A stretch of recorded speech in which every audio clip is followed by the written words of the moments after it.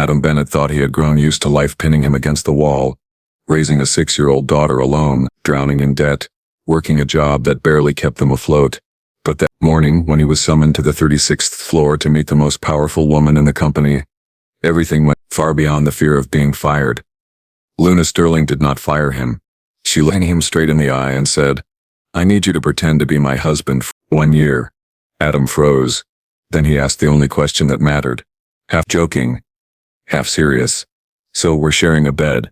And that was when the real trouble began. It was 8:45 on a Monday night when Adam Bennett's phone buzzed on the corner of his desk.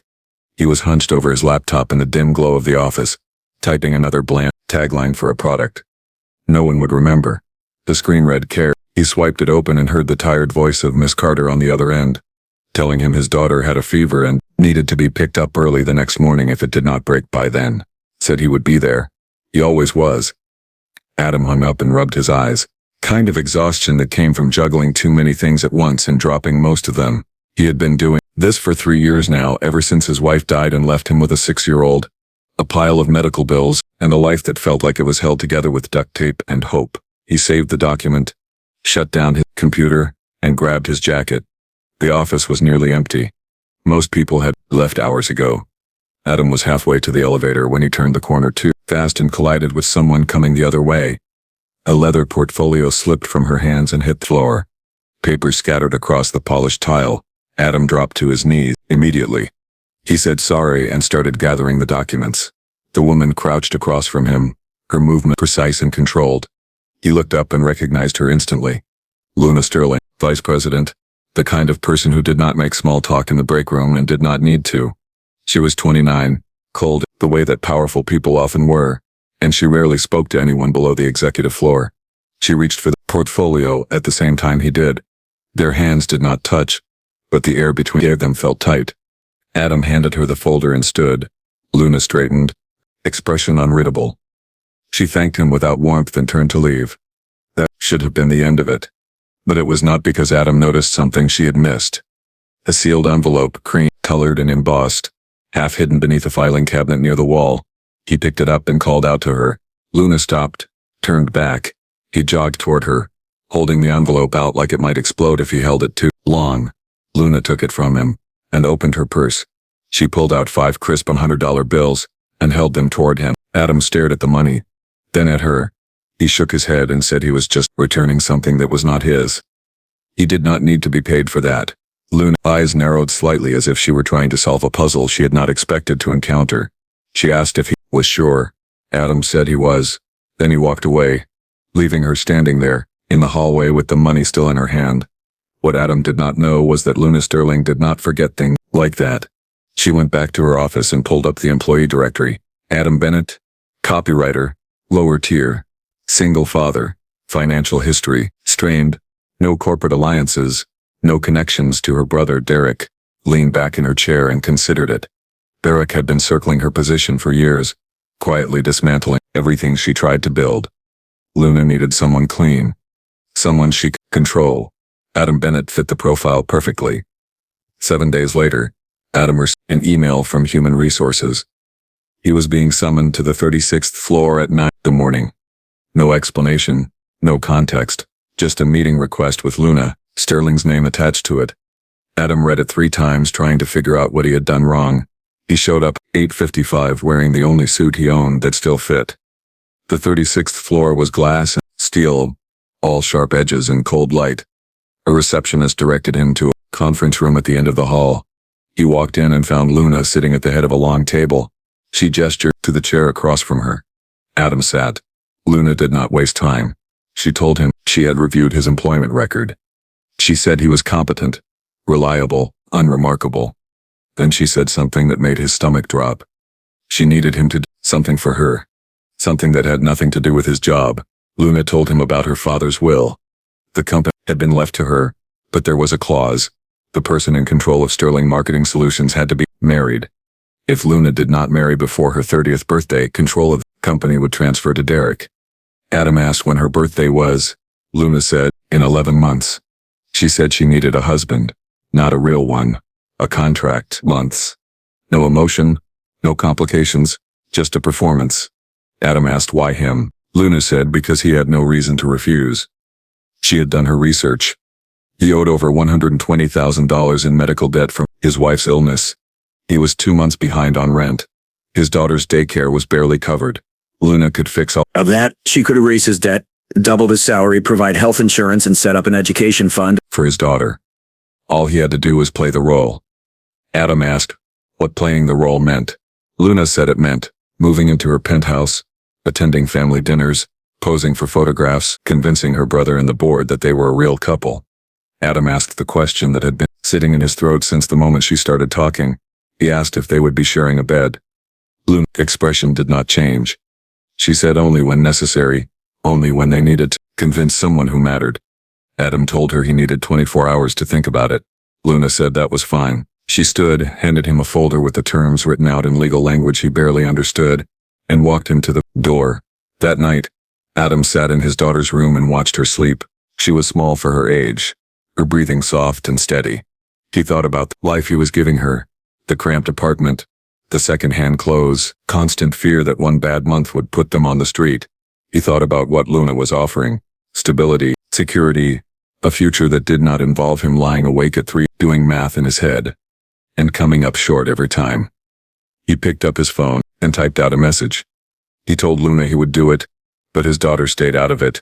No publicity, no involvement. Luna replied within 2 minutes. She agreed. Adam set the phone down, closed his eyes. He had just sold himself. He was not sure if that made him smart or desperate. Probably both. The contract was signed 3 days later in a lawyer's office downtown. Everything was there.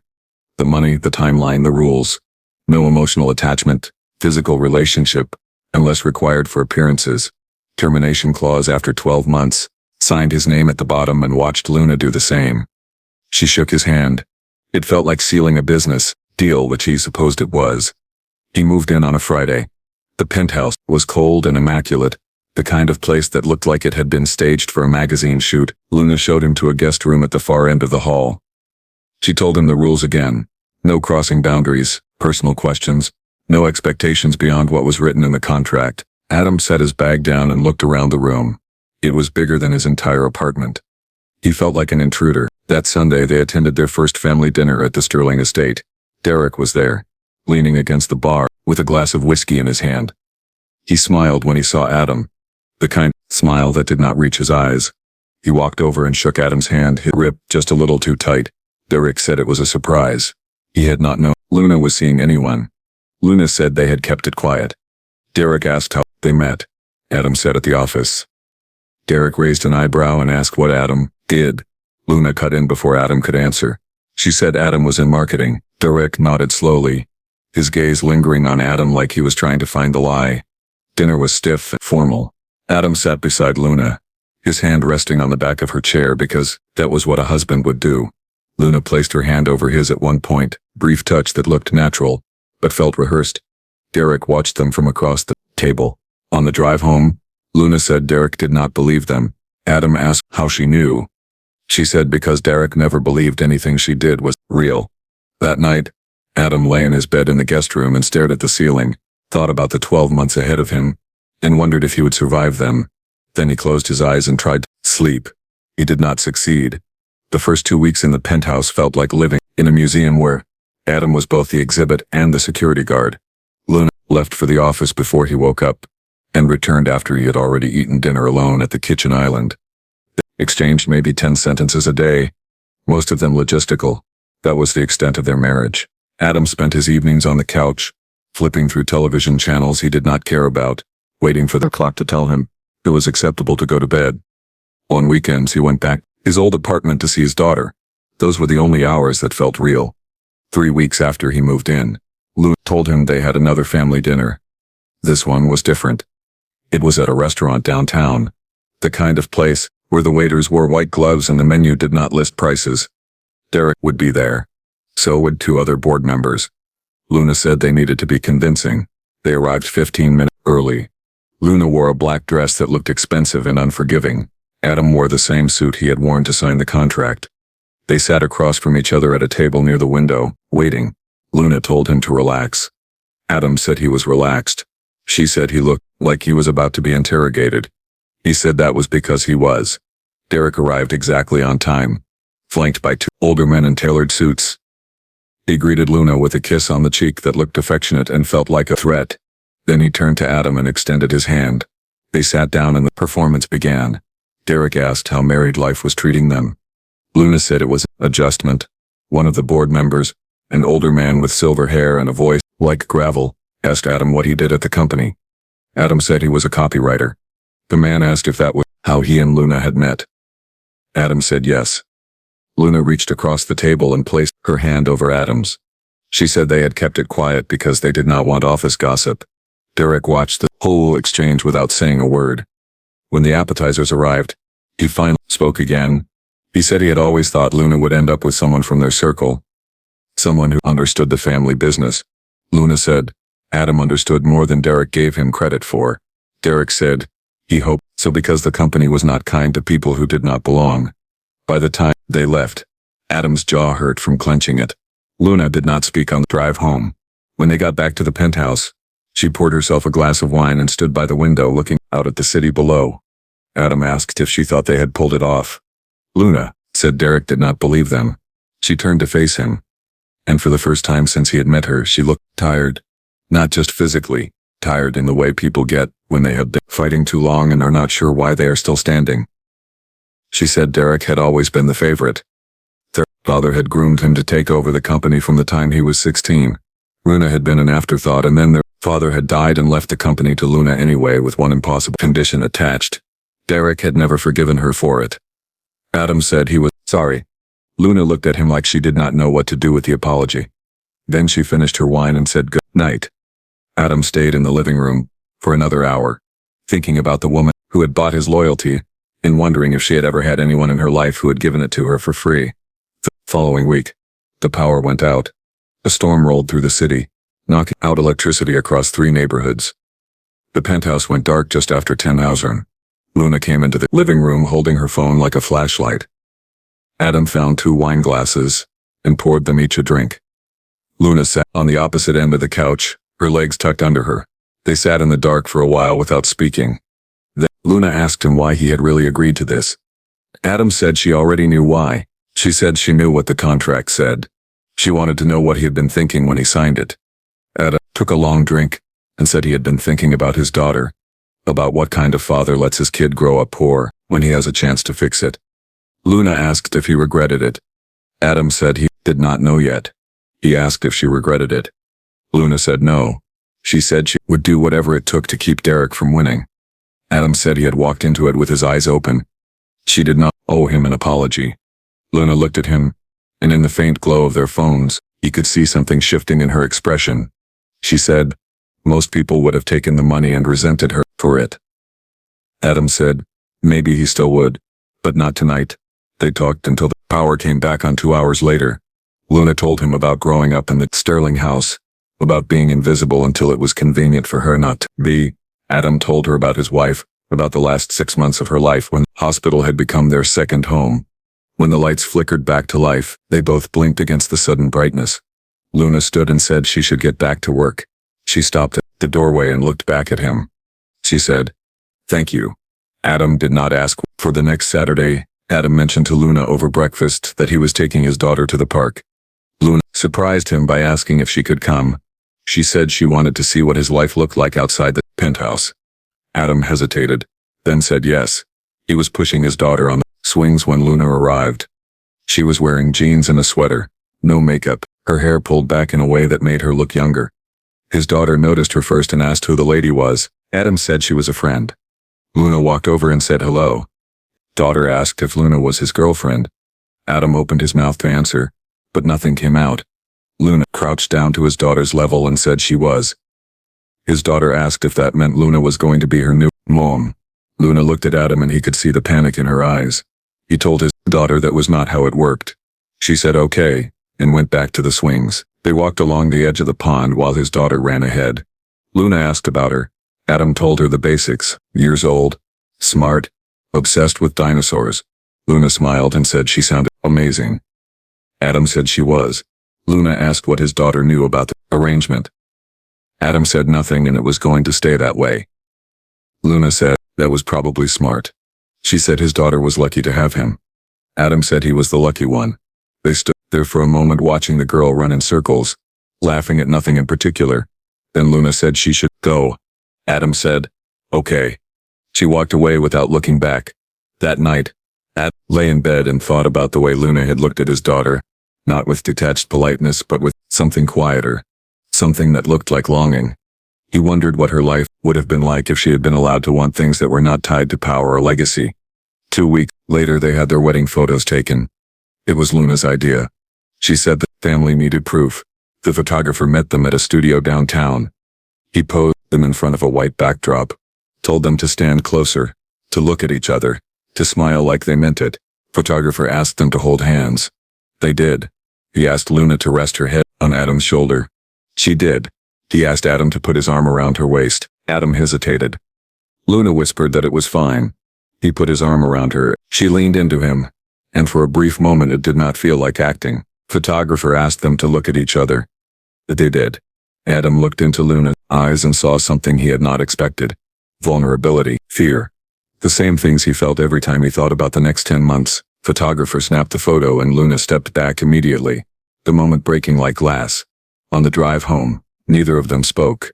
When they got back to the penthouse, Luna went straight to her office and closed the door. Adam sat on the couch and stared at the ceiling.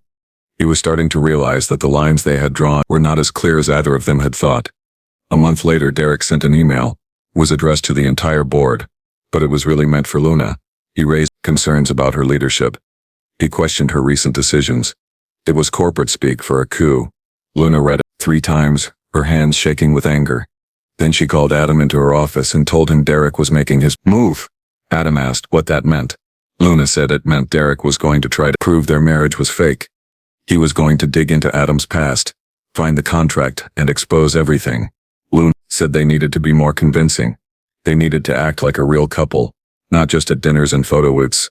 The next day Derek called Adam. He said he wanted to meet, just the 2 of them. Adam agreed, even though every instinct told him it was a trap. Before he left, Luna stopped him. She said Derek would try to buy him off, or threaten him. She told Adam to record everything just in case. Adam nodded and left. They met at a coffee shop near the office. Derek was already there when Adam arrived. Sitting in a corner booth, Derek smiled and said he appreciated Adam coming. He said he wanted to be direct. He knew Luna had hired Adam. He knew about the debt, knew about the contract. He said he did not blame Adam for taking the deal. Derek said he also knew this was not going to end well. When Luna fell, Adam was going to fall with her. Derek leaned forward and said he was offering Adam a way out. If Adam walked away now, Derek would make sure the contract stayed buried. No one would know. Adam could go back to his life, keep the money Luna had already given him, and move on. All he had to do was disappear, Derek said. It was the smart play, the safe play. He asked Adam to think about it. Then he stood and walked out. Adam sat there for a long time after Derek left. He thought about the offer. He thought about his daughter. He thought about the life he could have if he just took the out Derek was giving him. And then he thought about Luna sitting in that office working until midnight, fighting a battle she did not know how to win. He thought about the way she had looked at him in the dark when the power was out. The way she had smiled at his daughter in the park. Adam picked up his phone and called Luna. He told her about the meeting. He told her what Derek had offered. And then he told her he was not going anywhere. Luna did not say anything for a long moment. Then she asked him why. Adam said because Derek was wrong. This was not going to end with them falling. It was going to end with them still standing. Luna thanked him, her voice quieter than he had ever heard it. Adam said she didn't need to thank him. He had made his choice. That night, lying in the guest room, Adam wondered if he had just made the biggest mistake of his life. Because Derek was not the kind of man who took no for an answer. And Adam had just put a target on his back. Derek moved faster than Adam had expected. Within a week of their coffee shop conversation, Luna received a notification that an emergency board meeting had been called. The subject line was vague. Something about reviewing executive leadership and corporate governance. But Luna knew exactly what it meant. Derek had found something, or he thought he had. Either way, he was ready to make his play. The meeting was scheduled for Thursday morning at 10 a.m. Luna told Adam he did not need to come. He said he was coming anyway. She asked why. He said because if Derek was going to burn them both, wanted to be in the room when it happened. Luna did not argue. The night before the meeting, Adam could not sleep. He lay in bed staring at the dark ceiling, running through every possible scenario in his head. Derek had the contract. He had the financial records. He had proof that Luna had paid off Adam's debts. There was no good way to spin that. Around 3:00 in the morning, Adam got up and walked to the kitchen. He poured himself a glass of water and stood by the window, looking out at the city lights. He heard footsteps behind him and turned to see Luna standing in the doorway. She was wearing an oversized sweater, sweatpants, her hair loose around her shoulders. She looked more human than he had ever seen her. She asked if he was okay. Adam said he was fine. She said he was a terrible liar. Adam asked if she was scared. Luna said yes. She said she had spent her entire life trying to prove she was good enough. And tomorrow Derek was going to stand in front of the board and tell them she was a fraud. Adam said she wasn't a fraud. She said it didn't matter what the truth was, mattered what they believed. Adam asked what she was going to do. Luna said she was going to tell the truth. She was going to admit that the marriage was a contract. She was going to admit that she had paid him. And then she was going to remind the board that her father's will was outdated and controlling and that she had been running the company better than Derek ever could. Adam asked if she thought it would work. Luna said no, but it was the only move she had left. They stood there in the kitchen, the silence stretching between them. Then Adam said he wasn't going to let her do this alone. Luna looked at him and for the first time since he had met her mask slipped completely. She asked why he was still here, why he had not taken Derek's offer, and walked away when he had the chance. Adam said maybe because he was tired of running. Maybe because he had spent 3 years watching his wife die and feeling powerless. This was the first time in a long time that he felt like he could actually fight for something. Luna said he was going to lose.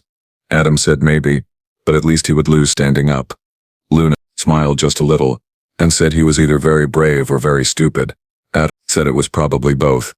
The boardroom was on the 40th floor, all glass walls and leather chairs. Adam sat beside Luna at the far end of the table facing Derek and the rest of the board. There were 7 people in total, not counting Luna and Adam. Derek sat at the head of the table, his expression calm and confident. He looked like a man who had already won. The meeting started with pleasantries. The board chair, a man in his 60s named Gregory, thanked everyone for coming on short notice. He said there were some concerns that needed to be addressed regarding leadership, stability. Then he turned the floor over to Derek. Derek stood, straightened his tie and smiled. He said he wanted to start by saying he had nothing but respect for his sister. She had worked hard. She had brought some good ideas to the table, but recently, he had become aware of some troubling information. Information that suggested Luna had not been entirely forthcoming with the board about her personal life. Derek opened a folder and pulled out a stack of documents. He said he had proof that Luna's marriage to Adam Bennett was not what it appeared to be. He laid out the evidence piece by piece.